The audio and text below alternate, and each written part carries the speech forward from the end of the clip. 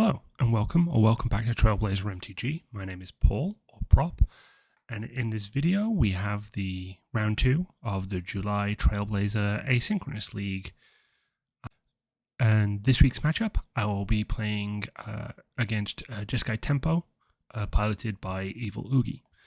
So before we get into the match, let's quickly go over first my changes. So I made 2 changes between round 1 and round 2. As you can see, I cut a Plains and an Intimidation Tactics and replaced it with Night Nurse and Duress. So for the Intimidation Tactics Duress swap, we're seeing a lot more control in this format and this league, and whereas primarily I was running into a lot of creature decks in general and in previous leagues, the rise of more control-heavy decks means that taking out one of the hand attack that hits creatures and artifacts and replacing it with a something that can hit hits non-creature, non-land, I think was a good option. So that was a first switch I made. The other switch is I took out a Plains and added in Night Nurse. So land-wise, I think I was, generally, I was maybe a little heavy on lands. I think the deck is still fairly low to the ground. There's maybe there's plenty of 3s and some 4s. Obviously, there are some 5s and heavier costed spells, but a lot of the deck is fairly small creatures, and even though we're looking to double spell, I think cutting one land was not going to significantly hamper my hitting land drops at the right times. And Night Nurse is, it's a new card. It's something I want to play. For anyone who has played other Eternal formats, it's very similar to Samwise the Stout-Hearted. It's a 2/1 with flash that when it enters, it basically regrows any permanent that was put there this turn. So it's if you hold up 2 mana and they kill your creature, you're able to buy that creature back and cast it on your next turn, things like that. So it gives you a little redundancy if you have a creature that has a strong ETB or a really strong board presence against your opponents. This can make sure that after they've invested a card in killing it, you can play this. You have a 2/1 on the board, and then next turn you can recast your the spell that was killed, the creature that was killed, or in some cases, if it doesn't have any use for that, you can just fetch, play this, and then get that fetch land back to your hand to make sure you are hitting your land drops. So taking out a land to replace this means that in worst case, this is a 2 mana hit. Make sure you hit another land drop. So in that case, I think this is a perfectly reasonable switch around. Now moving on to my opponent. My opponent's deck is Jeskai Tempo.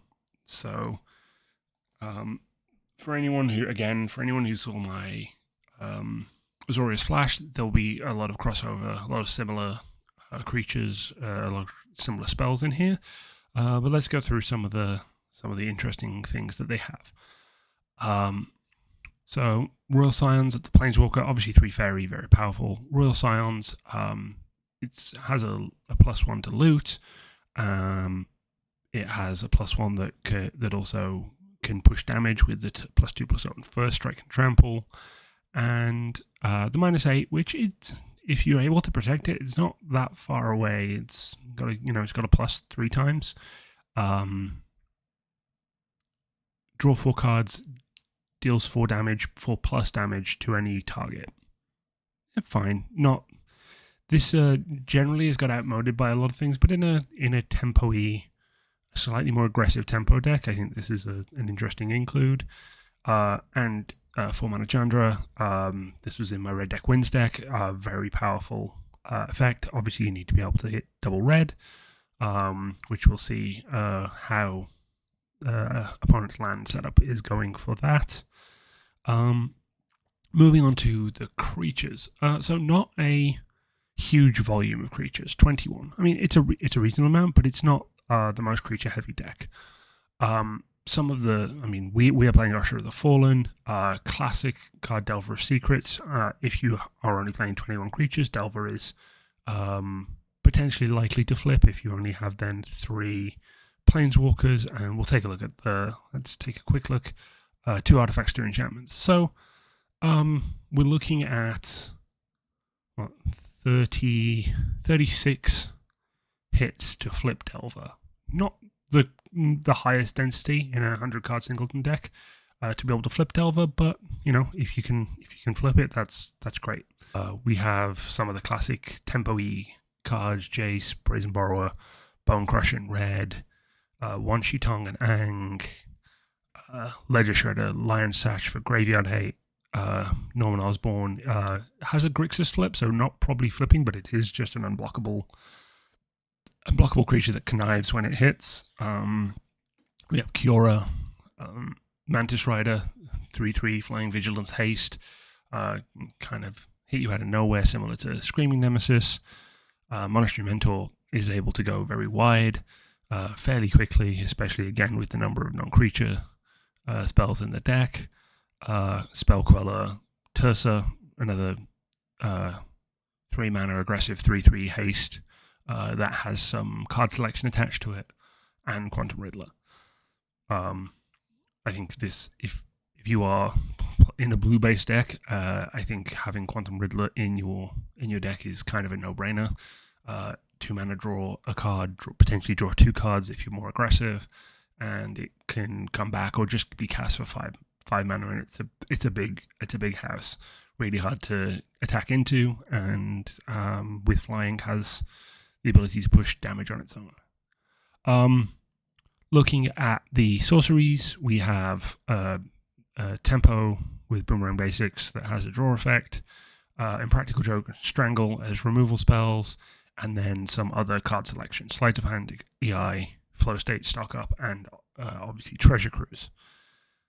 Moving on to the instants, obviously quite a lot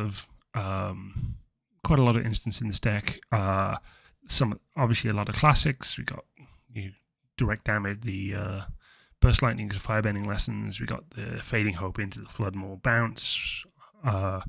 We have some counter spells: Phantom Interference, Spell Pierce, some draw spells, Consult, Impulse,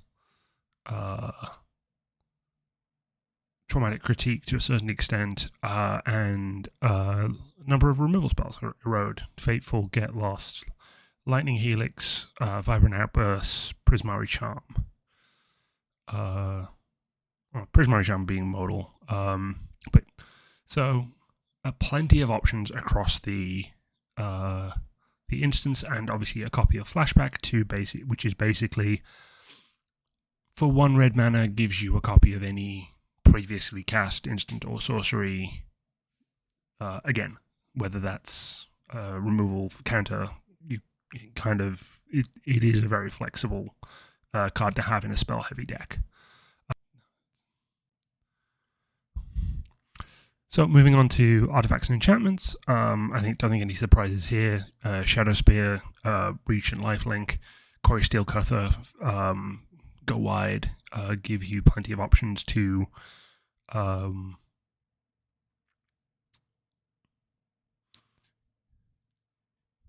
it goes wide, and it gives you good value for casting multiple cheap spells in a turn, which with the cantrips and the removal spells and various things, just going to be able to create a reasonable amount of tokens, and those tokens have prowess, so they're going to get bigger. Similar to Storm Chaser's talent, going to be able to create those 1/1s. It also has the regrow effect, and if the game goes really long, the 6 mana option to that whenever you cast into a sorcery, you create a 1/1 otter, basically a really expensive Monastery Mentor kind of effect. And Fable of the Mirror Breaker, which everyone at this point, it's in my deck. It's another one of those cards where if you're playing red, it's almost an auto include. I think the only time you would maybe consider not including it is if you are on in a very legend heavy deck, because obviously the copy ability would then only work on things like your tokens. But again, I think even with a legend heavy deck, it's probably still going to get into 90% of red decks.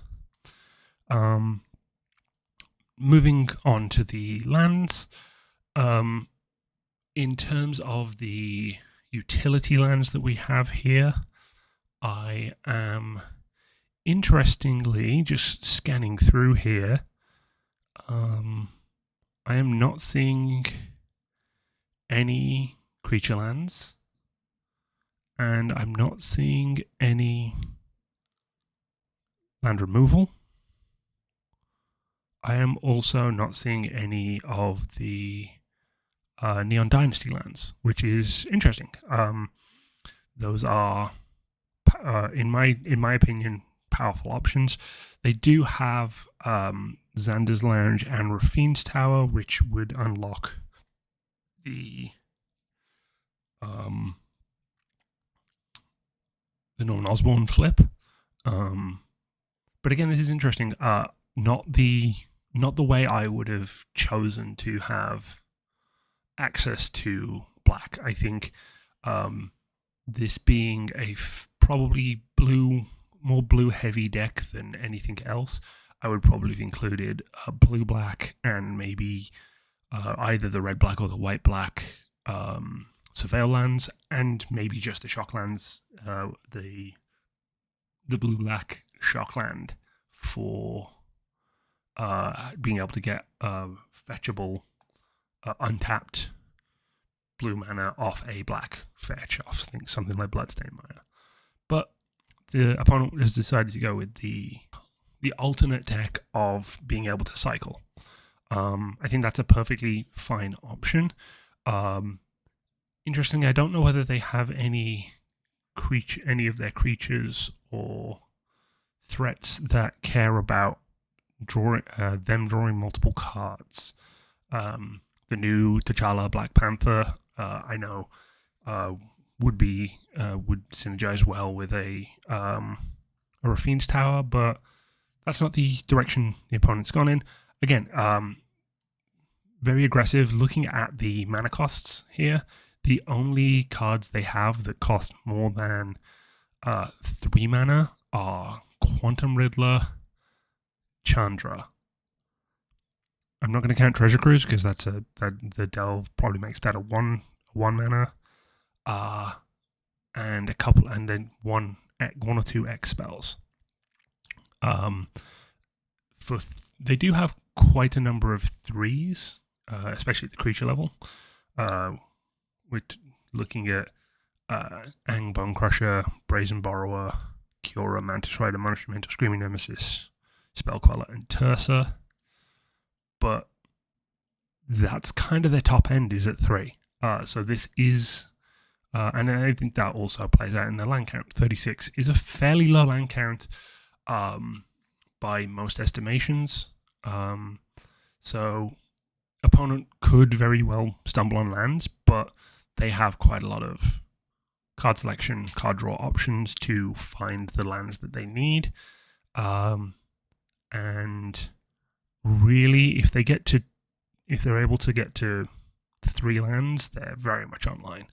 Although being able to double spell for things like Corey Steelcutter, or to get the most out of something like Monastery Mentor, might be a little tough with their land count. So we'll have to see. I think if we can again weather an early tide and stabilize with either a Wrath or just be trading well early creatures or removal spells, I think we'll be in a reasonably good spot, because I think our creatures in general are just a little more potent than theirs on average. So we will have to see how things go. I'm looking forward to it, and I will be right back with the start of the match.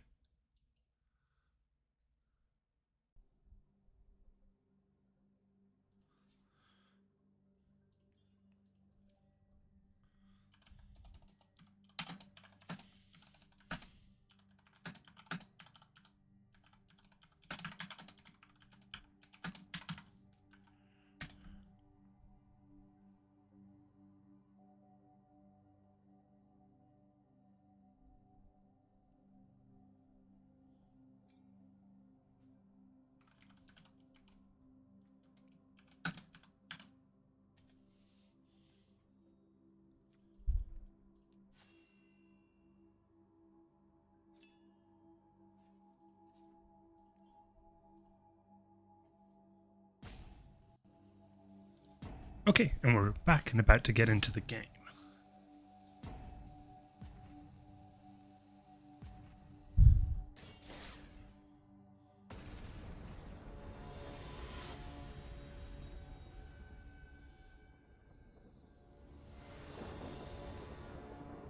Okay, we've lost the die roll. Not the end of the world. Let's see what we have here. So their deck is very fast, has the potential to go very quickly. I don't think 3/3 drops and no removal is going to help us there. They've also kept us 7, so I'm going to mulligan this hand. This is... I think we're going to keep this. Can be a little awkward. We've got the double white, but we have the Fanatical Offering if we need it on the Moon Shadow. Because, and I think I'll probably be putting the Vision of Love back because we don't have any red right now. So yeah, this is a little awkward. We could get punished for this, but let's see.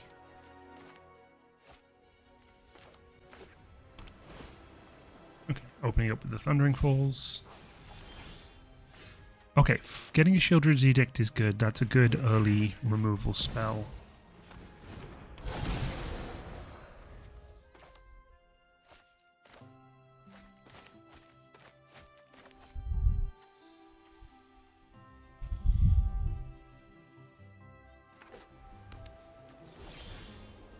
Okay, we've hit another removal spell. I think for now, we're just going to swing in and attack. We have 3 instants. We can always hold and make a decision based on what they play on their turn.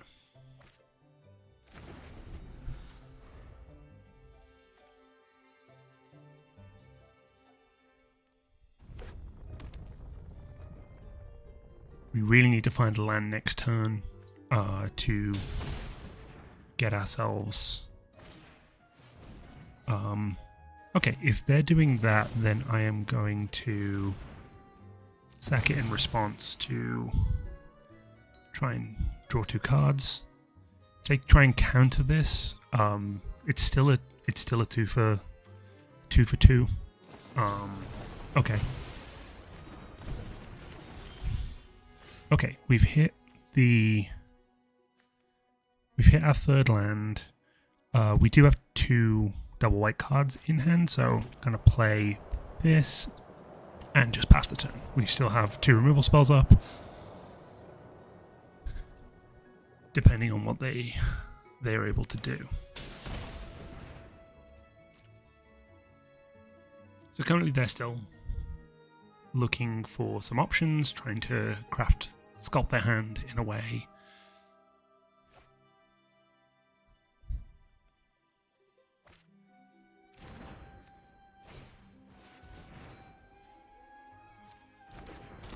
Okay. Descendant of Storms.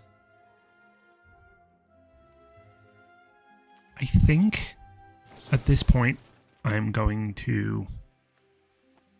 just going to edict this. I'm going to try and keep the board clear. Okay. And I'm just going to play a land and pass it back. We still have the Fateful Absence, and next turn we'll have the Wandering Emperor. We're a little down on cards, but we still have interaction, and if we draw 1 more land, we have the Hive online. Okay, I'm going to let them attack, and then we're going to Fateful Absence this. Okay, yeah,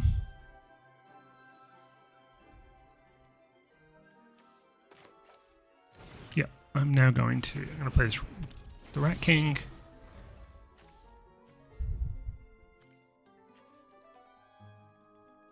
If they have a removal spell, then so be it. They are still only on 3 lands. They have a clue. 6 cards in hand. 9 cards in hand. That puts us in a rough spot. I mean, obviously this is going to allow them to hit their 4th land drop. We still have interaction, we still have game to get into the... to get moving with this. They're looking at Verminister, so I think they're probably thinking about removing it. Okay. In that case, I'm just going to attack.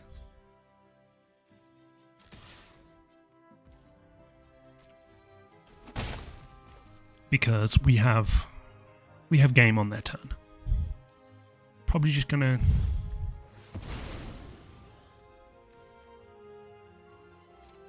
Yep, sack the clue.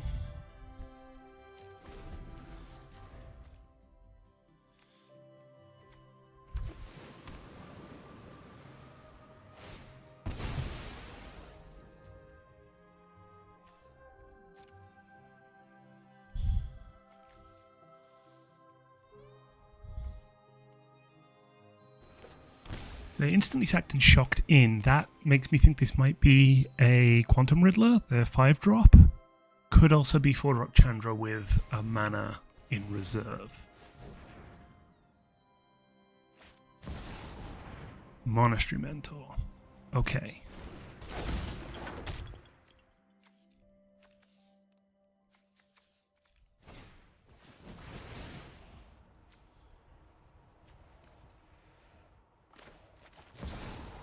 Alright, I'm going to use this opportunity to get rid of the Monastery Mentor. They have a Spell Pierce, that's really bad.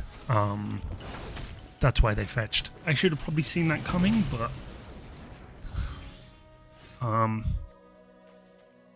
actually, this is fine now. We can just...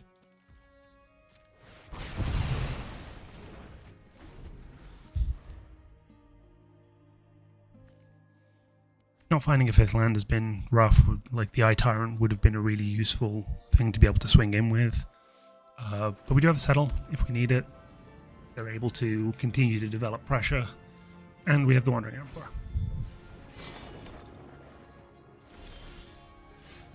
Okay. So the question now is, do we just Hive and swing? They have 4 cards in hand, 4 mana open. The other option is we can flash in Wandering Emperor.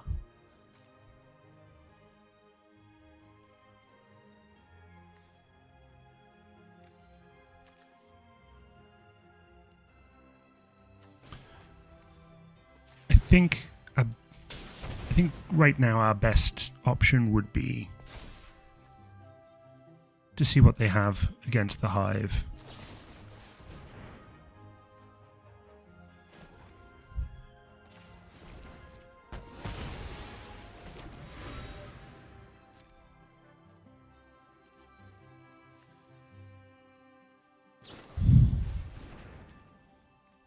Okay. Still very much in this game. Having the Wandering Emperor, obviously losing the land, not ideal, but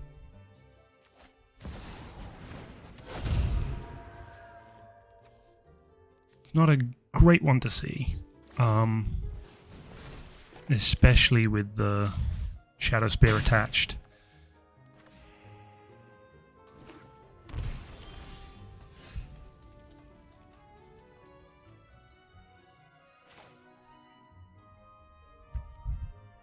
I think I'm going to have to try and resolve this Wandering Emperor and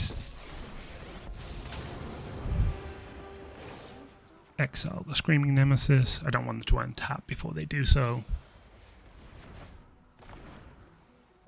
Alright, so we've lost the Wandering Emperor and probably losing this game because they're going to Scream, equip the Shadow Spear, kill the Wandering Emperor. Saves me some life, but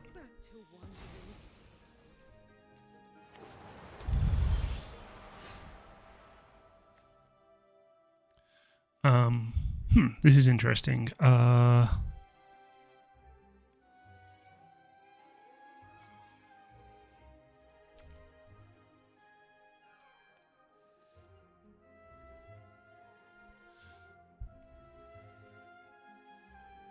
So if we flash in the Qatar Commando, kill the Shadow Spear,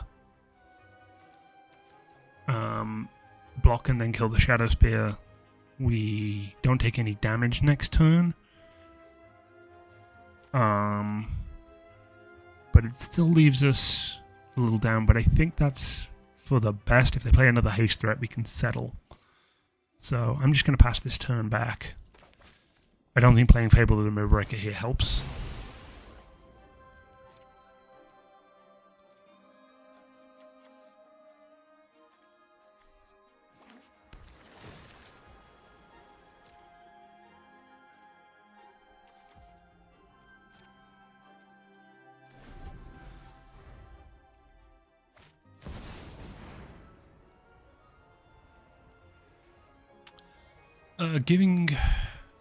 Giving the Screaming Nemesis trample means we're probably going to be settling the wreckage here. Because actually, even if we can still Cathar Commando, that means we're taking 5. Okay, I'm going to let them do this.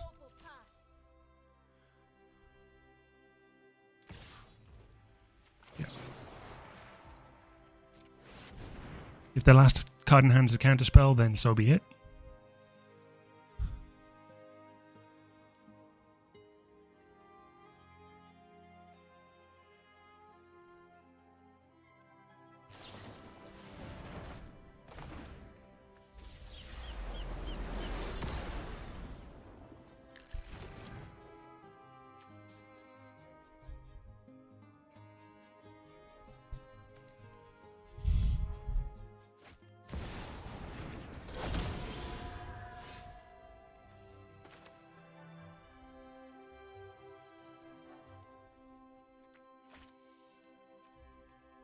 Alright, I'm going to pass it back again.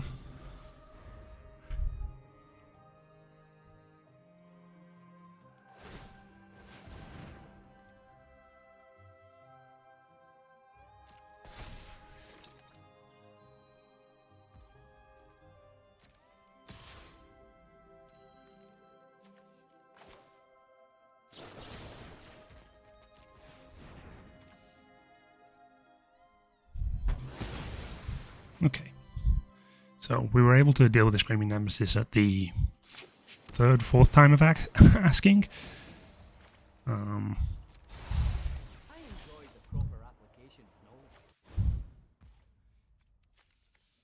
So I'm going to flash this in at the end of turn.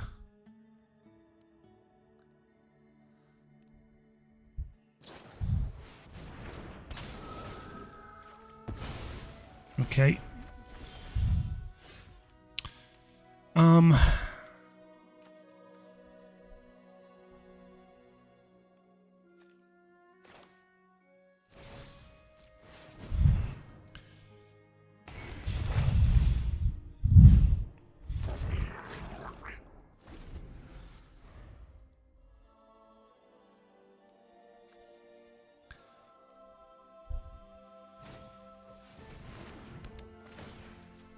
Okay, and yep, they're going to get the treasure cruise back. They're getting Strangle back. That's seems like an interesting choice. I mean, obviously they're trying to get rid of the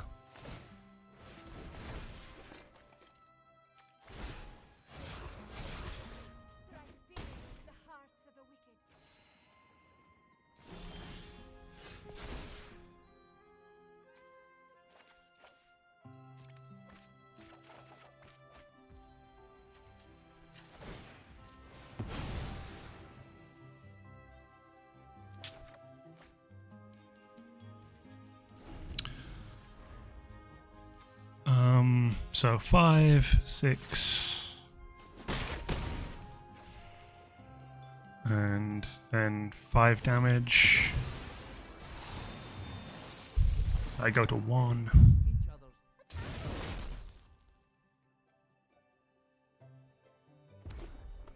And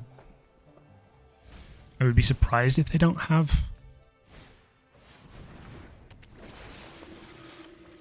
Okay, I need to hit a land so that I can Day of Blacks. Actually, I can't. I only have a single black.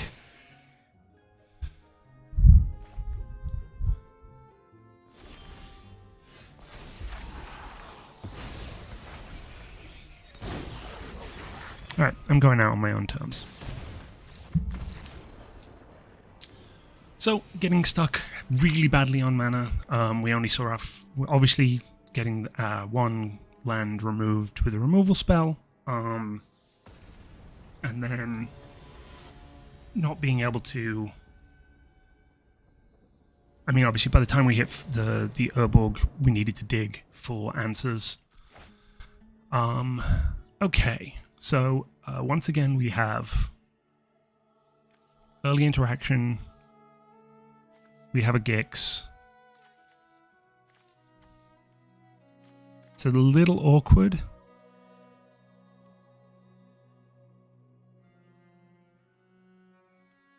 But I think I'm going to... I think there's a better 6 than that we can have here.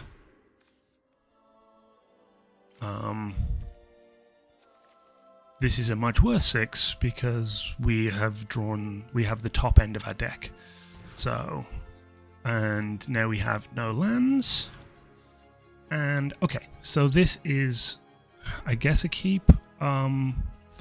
We are going to get rid of...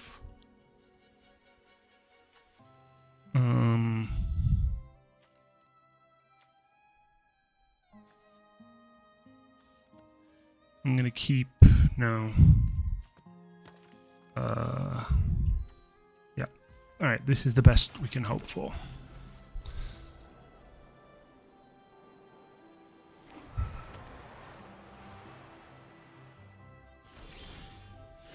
Okay.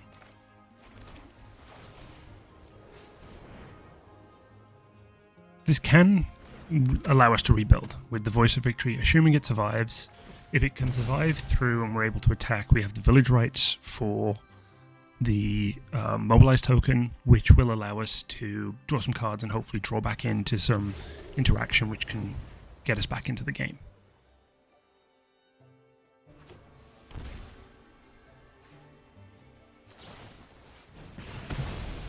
Okay. I'm gonna hold on to this. I don't think there's any point in playing it for 0 value. Okay, we're gonna take 3 here, but that's...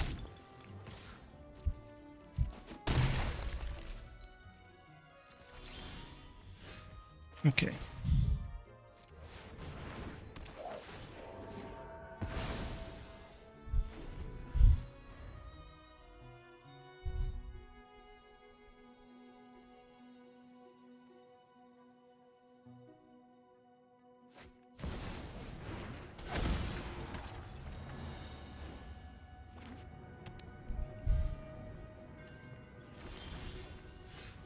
Okay, I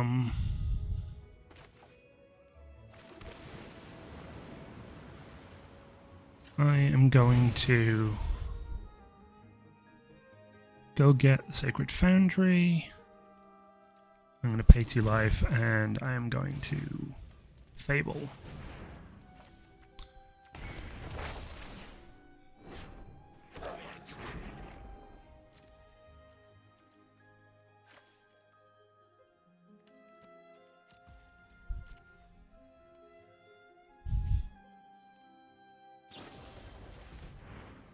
Okay, if they're going to try and bounce our token, we will use this as an opportunity to draw 2 additional cards.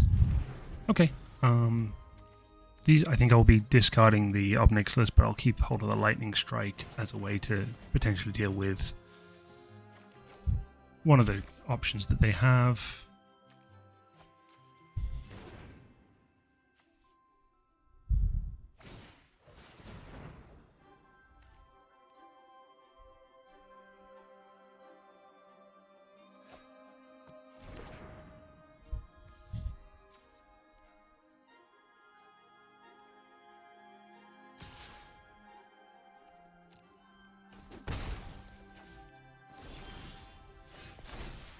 I think I want to hit the 5th land, especially with the Restless Fortress, so I'm just going to discard this Obnixilis. Okay.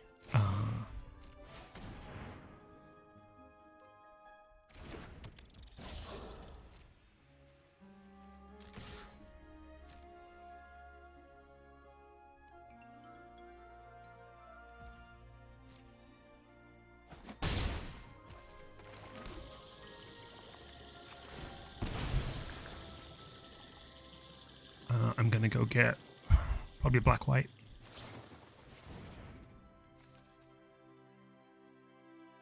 Okay, getting rid of the Rat King.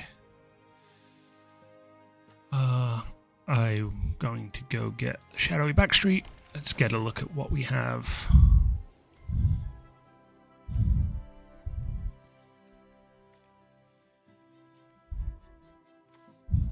So the interesting thing is, do we want this? I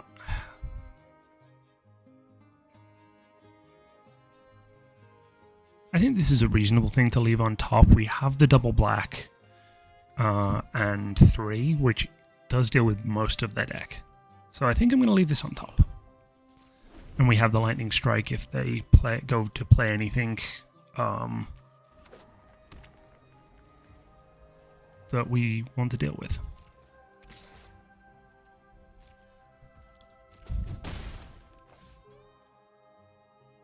I'm hoping they play like a couple of small creatures here. Okay, they're just going to let it ride.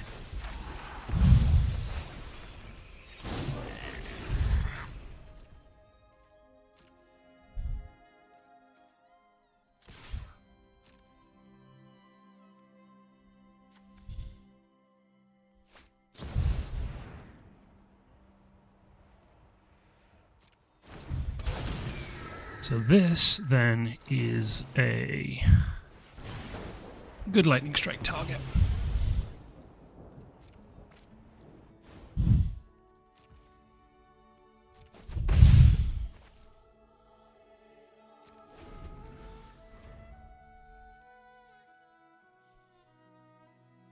They're probably going to want to deal with the Reflection because it can, the Skyclave can get rid of, copying the Skyclave is very good at dealing with any creatures they play. Obviously value creatures,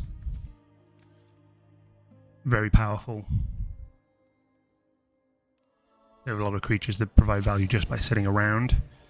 Yep, okay.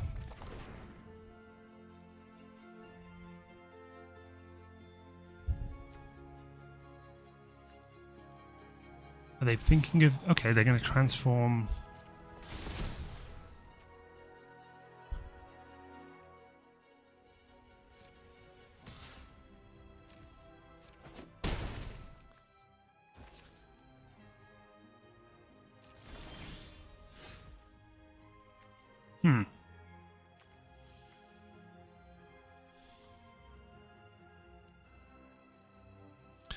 So, I'm guessing that this Ghost Spider does not... It now has converted mana cost 5, because it can be cast for that side. We can boot up the Restless Fortress and have it blocked and lose it to Ghost Spider. I think the only real option we have is to play this Fable and then probably lose to this Ghost Spider, but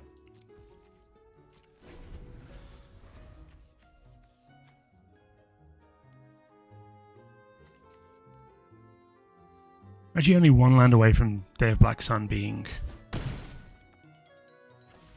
But they probably have a burn spell in hand that they're just going to kill me with here. Yeah, there we go. Okay, well, it was really disappointing. Deck did not perform, and yeah, we go down 1-1. I'll be back with a quick post-mortem of the match very shortly. Okay, and here we are back at the deck screen. So, I think as I said at the end of the match, frustrating one. Game 1, I think the 6 of the keep was okay. Obviously, we needed to get lucky with some of our land draws, which we kind of did early, but then it kind of fell away from us. It took us a long time to get to 5 lands, and then the turn we decided to boot up the Hive of the Eye Tyrant to try and take the treasure cruise out of their graveyard and push a little damage. They had a kill spell for the creature, which makes sense. They'd already cast a treasure cruise, and that definitely set us back. Not getting to 5 mana, not being able to cast multiple spells. Also, in both games, really, we didn't find a lot of pressure. We have a lot of creatures that can put pressure on. We got Adeline, we have Sage. Like, there is creatures in this deck which are powerful and can put a lot of pressure on our opponent. We didn't find any of those. Having the Moonshadow, when they attempted to kill it, the Fanatical Offering, having the counterspell up for that was a huge momentum swing. And just not really, like, having a land destroyed when we got to 5 mana, and then not really getting our 5th land until it was really too late and we needed an answer. I will say that we were very much in that game until the very end. They cast and protected Screaming Nemesis 3 times, even after they altered the Planeswalkers Will and Rowan. If we draw a land there, we were able to wrath the board and potentially even stabilize. They were down to 1 card in hand or no cards in hand. They dumped their hand onto the board, and if we find 1 land, we wrath their entire board from that and put ourselves. I mean, we're probably still losing the game, but we're in with a shot of winning. I think hindsight's 2020 in game 2. Maybe we should have kept that 7. The Fatal Push into Gix on Curve. Possibly it's enough. Be able to deal with the first thing they play, potentially with the Fatal Push, and then be able to push, hopefully resolve some threats. But we didn't. I think it was a fair call to decide to put that back. However, then we got very unlucky. We basically ended up with just all of the top end of our deck in the next hand. We do have quite a lot of 3s, but not having a single 1 or 2 in that second hand was definitely a problem. And then when your 5 has 0 lands in it, there's not much you can do. I think if they don't have a removal spell for the Voice of Victory, and we're able to attack, sack one of the tokens, and resolve the village rights, I think we have a chance of getting back in that game. And it's another game where the deck was really close to turning the corner. The Gwen Stacy, I think it was the biggest misplay was not thinking about the fact that Gwen Stacy, when it flips into the Spider-Man, the Ghost Spider, changes its converted mana cost. And so obviously the Day of Black Sun effect, again, we needed one more land for that to hit. We didn't get there in time. They got us down to 1, and then had the direct damage for the final points. Maybe we should have traded the Lightning Strike for the Gwen Stacy earlier and allowed the Wan Shi Tong to trade for. Actually, it would have been a 3/3, so it would have eaten the Skyclave Apparition. So I think in that case, the being able to Lightning Strike it was probably the right decision. But mulligans to 4 are always going to be really uphill to fight back into a game. The fact that we almost did, even with that, we were again really close to turning the corner and getting into that game, was a big benefit. I mean, again, being able to village rights the Goblin Shaman token was useful. It was a couple of turns later than I would have liked, was wanting to do it on the Voice of Victory tokens, but we still got value out of the card. unlike the Fanatical offer in game 1. So with that, we're 2-2. We're 1-1 going into round 3. And we'll see how the rest of the league goes. I think for anyone who's been watching this channel, the various leagues, last league excluded, I feel like a lot of the time our deck underperforms somewhat, or potentially I underperform with the deck after winning the first game of a league and go to 1-1. So that does bode well for next week. Hopefully we can turn it around, get to 2-1, and go into the final week with a chance of finishing with a winning record. But that's it from me.